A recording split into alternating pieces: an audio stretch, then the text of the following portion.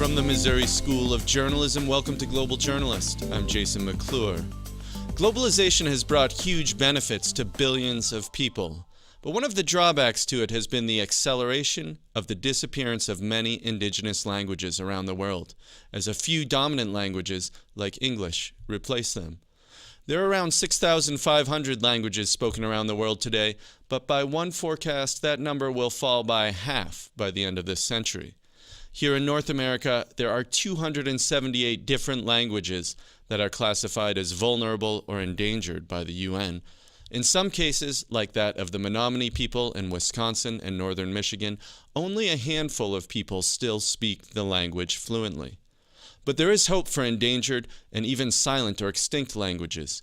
Today on Global Journalist, we're going to talk to a series of people who are working on various ways to revive the endangered languages of North America. Joining us first to talk about the issue is Gregory Anderson of the Living Tongues Institute in Salem, Oregon, and Mary Linn, a curator of cultural and linguistic revitalization at the Smithsonian Center for Folklife and Cultural Heritage in Washington, D.C. Welcome to both of you. Mary Linn, let me start with you. Give us just a picture, if you will, of the languages of North America that are endangered. How critical is the situation? Well, it's very critical. At the time of contact, there were over 500 languages spoken north of what is now the border between Mexico and the United States. And as you said in the beginning, over half of these are endangered, and very many of them have a few handful of older speakers. So it is critical in one hand, and getting more awareness, getting more support, especially from non-tribal people to support local languages and not be afraid of your neighbor if at home they're speaking another language than you are. But things are changing.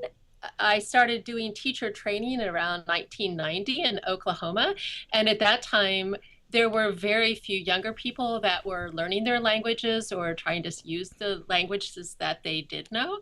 But this has really changed now, and we see a growing number of younger people. And so things are looking up on one hand. All right, well, let me turn this to Gregory Anderson then. Your institution, the Living Tongues Institute, works to preserve, revitalize endangered languages around the world. Give us just a brief overview of why it's important, useful to preserve some of these languages. Right. Well, the main reason is that these are the sort of cultural libraries, if you will, legacies of an entire lineage of history that stretches back millennia, and it's an unbroken window into the past. It helps shapes people's identity, their religion, their personal narratives, their cultural narratives. So it's really the main vector of identity for indigenous people. It's different than you find in immigrant communities as well, because there's always this mythical home country that immigrant communities can say, well, if you lost your language, we can send you back to great grandmas and you can learn language. In North America, this is their homeland. There is no place for them to go back to, and the geopolitical realities is they can't restore them. So language is one of the ways they can hold on to their separate identity that they've maintained for millennia. Well, Mary Linn, tell us just, if you would, we heard in the introduction, you mentioned that the situation is quite critical for a number of languages. What are some of the factors that are driving the silencing, the extinction of some of these languages? Well, historically, there's been many factors, including the residential schools. And of course, the public schools are equally as culpable in that in order to partake in public schooling, you really had to have access to English. And many public schools were very intolerant of Indian languages as well. Today, it's more insidious. It's things like MTV originally was a culprit. Now video, all of these new technologies and the internet, the access is mainly through larger languages. So there's this attractive quality to popular culture and getting access to that to the younger kids. So communities that take over internet, take over Facebook with their own languages are actually doing, I wouldn't say better, but they're attracting the younger kids in new ways, giving them new ways to use their languages in a modern setting as well, because most people are very modern as well. So that's a good thing. And of course, there's the economic attraction. To get a job in the United States, you need to speak English. There's not very many places that you can go and use Cato or Quapaw or Yuchi, as we'll hear later on, in your workplace. So definitely the economics. Well, Gregory Anderson, let me ask you to pick up on something that Mary Linn has raised, because we have a question via Twitter from our user Jonah McCown. He asks, how are indigenous groups using technology to get young people to learn their language? Is it effective? Mary spoke about technology as being both sort of a threat to endangered languages, but maybe also a tool. That's right. It is a very powerful medium, and if it's powerful in its negative aspects, that power can be flipped on itself for positive and reinforcing message sent to younger people. Younger people in particular are the bearers of the future for the language and the culture, and it's their decisions that will impact future generations. If you can find a way to pair the modern through technology and the traditional through the indigenous traditional language knowledge, that has proven to be successful. And there are lots of grassroots efforts around the country that have shown this to be a very successful medium in generating new speakers and new interests and new opportunities. These are technology and has knock-on training effects. You learn transferable skills that can get you a job. And I'd just also like to pick up a little bit on what you were saying about the economics of the language value, if you will, the language market. Yes, it's true that English has the highest value and is crucial to success. However, English is so strong and so dominant in the United States, it's impossible to grow up in the United States and not learn English. So it's a miscalculation of the market dynamics. You will learn English regardless. It's other languages you won't learn without the effort. So supporting those languages have lots of economic benefits, which we can go into, but really having parents abandon languages or not allow their children to speak languages for English is insane, really, because that is going to happen regardless of what they do. The social dynamics dictate that. That's a good point, and I want to come back to that. But first, Mary, if you could tell us just a little bit, what are, technology aside, and we're going to talk to someone who has developed sort of an interesting technological tool to preserve languages, I think. But what are, aside from technology, what are some effective strategies for reviving these languages? Well, it has to be useful in people's everyday lives. And so and it is. And kids want that that access to their traditional cultures and to modern culture. So when you have but Mary, if that's the test, and if you have a language with only a few dozen speakers, how do you meet that threshold of the language being useful in their everyday lives? Well, it gives them access to talking to elders and hopefully one of their grandparents as well. So and then you have to reinstate it into places like religious ceremony life, food culture, other types of ball games, anything that the kids are really interested in. So you have to work very hard at reintegrating it into those areas that the youth are interested in and that are culturally appropriate as well. So it's a hard task. It is many, many years long to revitalize languages. It's not something that you can do overnight. It's not just simply, as Greg said, to go to a class, and learn it, and then have access to being able to speak it fluently with somebody who can speak it fluently back to you. That doesn't happen. It's a long, long road. But reintroducing what we call taking back areas of your life and reestablishing them in the language. Okay. Well, Greg, let me move that to you then. Are there some specific success stories that we can talk about in North America or around the world where languages that were silenced, where there were no more fluent speakers, have been revived? What are some examples of those? Sure. Well, the most obvious success story is probably Hawaiian in terms of the number of speakers that it's generated. The Cherokee language immersion program there in Oklahoma actually has been fairly successful. Here in Oregon, we have the Grand Ronde, Confederated Tribes of Grand Ronde, who have successfully implemented Chinook Wawa in an immersion program from very young age, age of 3, and new speakers of Chinook Wawa have been generated. And on a smaller scale, also here in Oregon, the Confederated Tribes of Siletz Indians have implemented their Siletz Deni, an Athabascan language that they have promoted as one of the 27 languages of the Confederated Tribes of Siletz Indians to promote in the school. And in the last 15 years I've been working with them, I've seen a fair number of younger children using the language in the schooling context, which simply didn't exist in the early 2000s. So, and technology also, a lot of interesting new computer-based instructional methodologies and things have been implemented in the Siletz school, and they all seem to be generating interest among the user groups.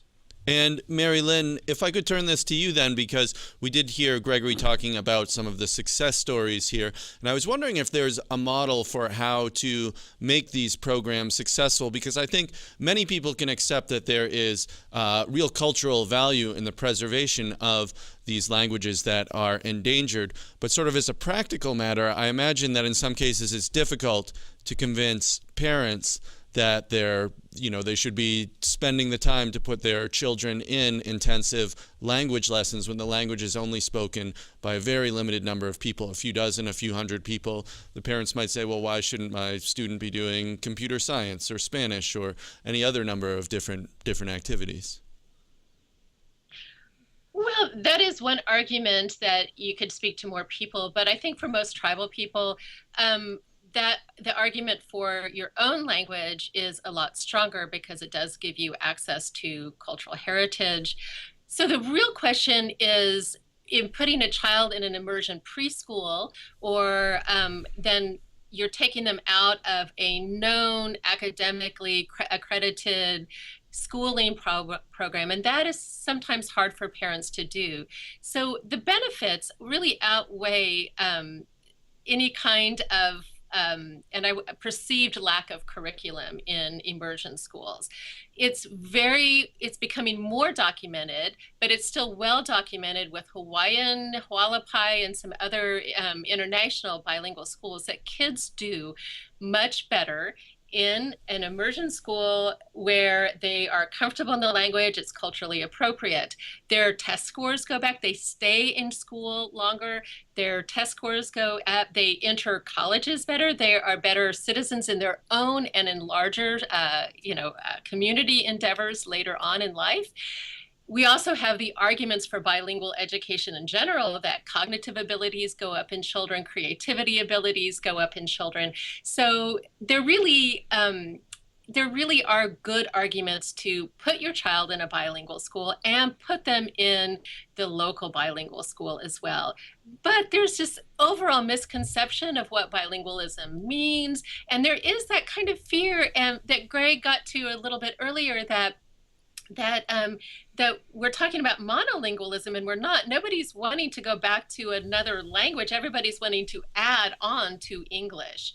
So, and there's misperception. So it's truly, it sounds like it's really a supplement there. And Mary, I'm sorry we're out of time, so I'm going to have to stop you there. But Gregory Anderson, Mary Lynn, thank you so much for joining us this morning. Thank you. Thank you. A reminder that you're listening to Global Journalist. We're talking today about endangered languages in North America, where as many as 278 native tongues face the threat of linguistic extinction. If you're interested in more Global Journalist content, visit us online at globaljournalist.org. There you can find more coverage of undercovered international news and human rights issues. You can also like us on Facebook, follow us on Twitter, or subscribe to the videocast of this program on YouTube. We're going to talk now about how one group that has just 3 remaining fluent speakers of its native languages is trying to revive. Hundreds of years ago, the Yuchi people were a large tribe living in the southeastern U.S., but war and diseases brought by Europeans decimated the tribe in the 1700s, and they were forcibly moved to what is now Oklahoma in the 1800s. Richard Grounds is the director of the Yuchi Language Project and is an adjunct professor at Phillips Seminary in Tulsa, Oklahoma. Richard, welcome.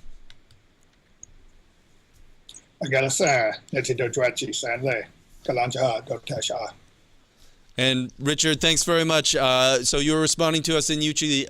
Can you tell us what you just said?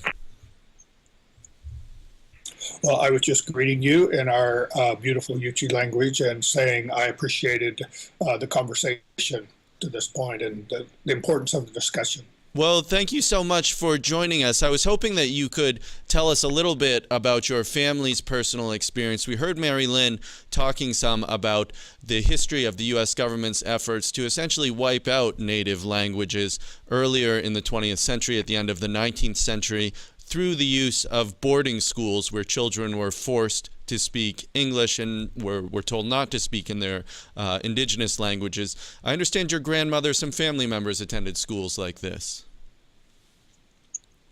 Yes, we have here in where Yuchis have been forcibly removed to 170 years ago, what became the state of Oklahoma.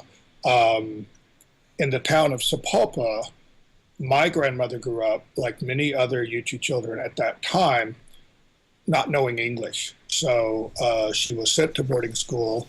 Here in Sapulpa, they had the Yuchi Mission boarding school. And the purpose of that mission was, of course, to stop the languages, to stop the singing in the languages, to stop the dancing, to, in effect, block the flow of tradition, the heritage of tribal people, Yuchi people, from one generation to the next. And what was the effect of that? What was the effect of that on your grandmother? Well, it was very effective. And although my grandmother was one of the few children who went as a young teen, in other words, she was twice as old as the age that they liked to drag the kids into the boarding school system, which meant that they didn't actually wash the language out of her mouth, but there was a brainwashing effect so that they didn't get her, as they did many of the young children, they did not get her to forget her language, but they did convince her that she shouldn't speak the language to her children. So my father actually did not grow up speaking the language because she would not engage him or his sister. So your grandmother knew the language, retained the language, but wouldn't speak it to her own children as a result of this. Yeah, so in other words, it was like kind of a brainwashing and internalized colonialism in which our own people become the enforcers of the colonial regime intended to block the transmission of our language to future generations. Well, talk to me, if you would, about the Yuchi language program in Oklahoma. What was the impetus for you to try to revive the language? Well, I can say that our languages are probably the most critical piece of the cultural health of our traditional communities. So the language is absolutely essential to our ceremonial ways, and it's important in our churches. We are trying to continue those traditions. This is the most urgent crisis in Indian country today because of the impact of language loss. So it's all about keeping our languages alive for future generations. And as I mentioned, there are just 3 fluent speakers of the language. I believe all of them are in their 80s now. Is the goal to rebuild the number of fluent speakers in Yuchi, or are you just trying to get more people to have some knowledge of the language? Our focus is very specific. Our intention is to grow new fluent speakers. That is to say, the richness of our heritage, the fullness of our knowledge is carried in the language. So we really don't put a lot of value in bits of language knowledge scattered in a lot of places or carried with a lot of young people.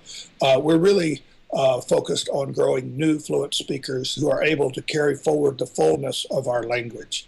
One of the amazing things that we've been able to do at this very place where my grandmother and her cousins and, where they were all punished for speaking their language, the Yuchi language, the Muskogee Creek language. These young children were very cruelly punished for literally for asking for a piece of bread in their language.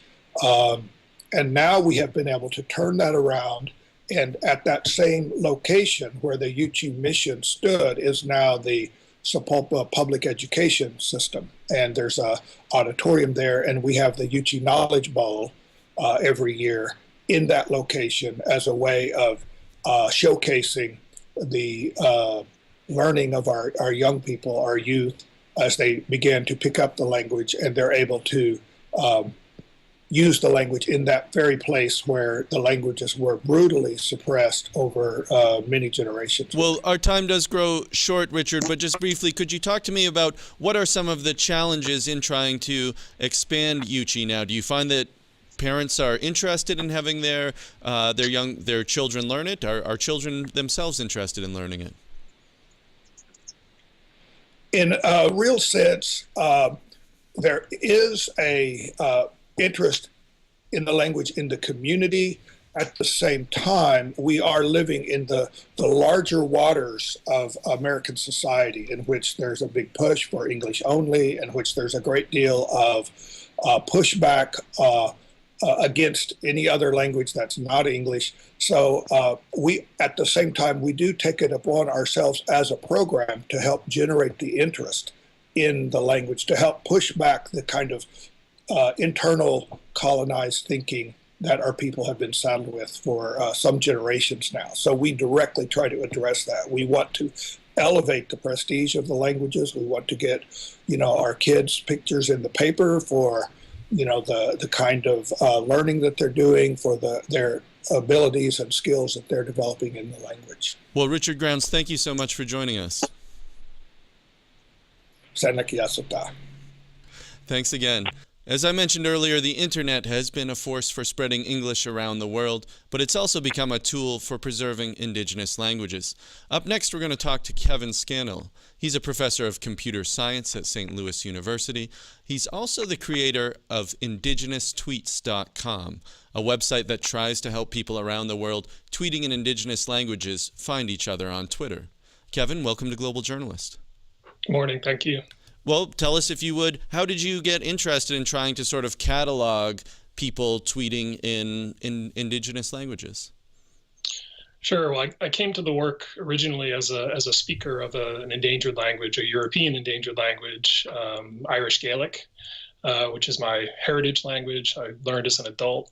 And as somebody in the diaspora separated from the homeland of the language, and trying to use it on a daily basis, the internet and social media was a big part of that for me.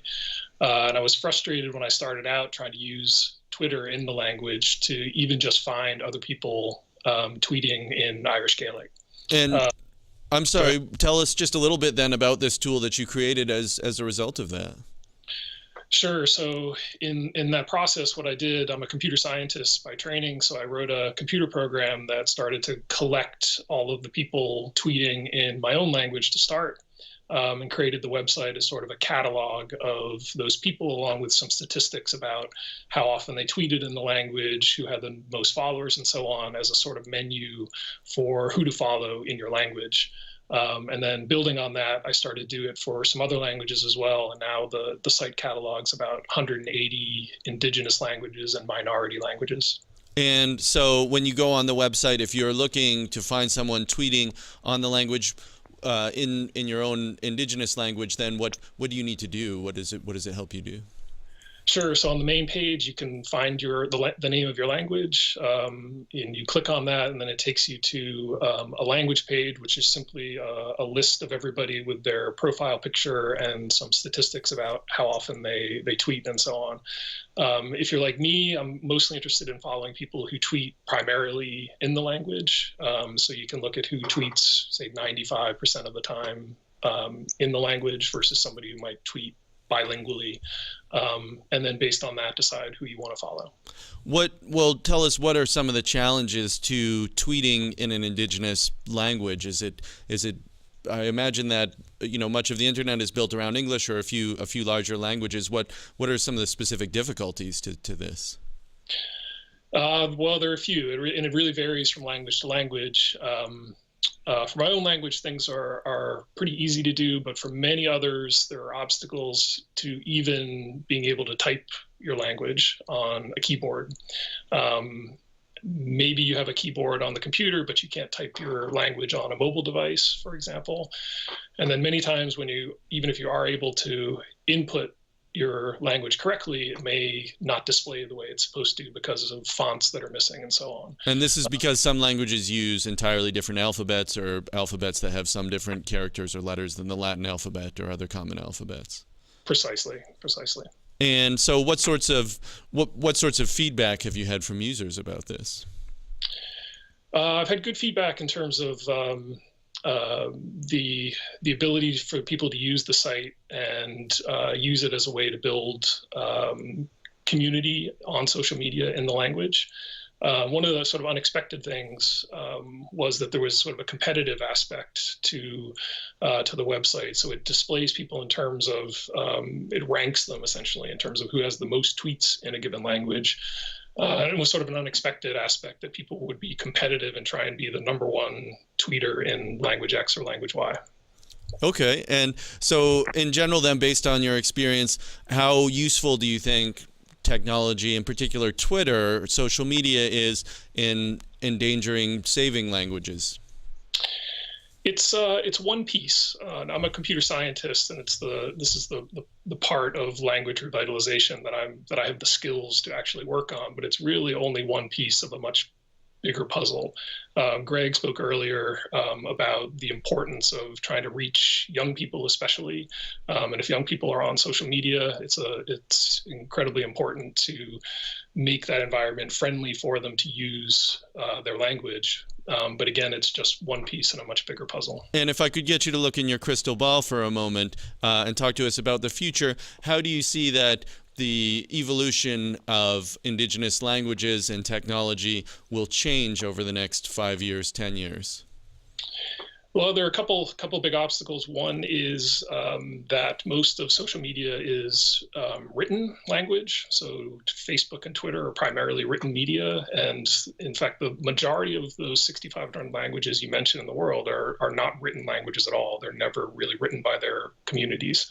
And so because of that, I'm hoping to see sort of a transition to other forms of social media, which are more friendly to spoken language. The other kind of direction is for smaller languages to work in collaboration with some of the big tech companies and social media companies to make those platforms available in the indigenous language and to create sort of an immersive environment so that you can use Facebook or Twitter entirely in your language.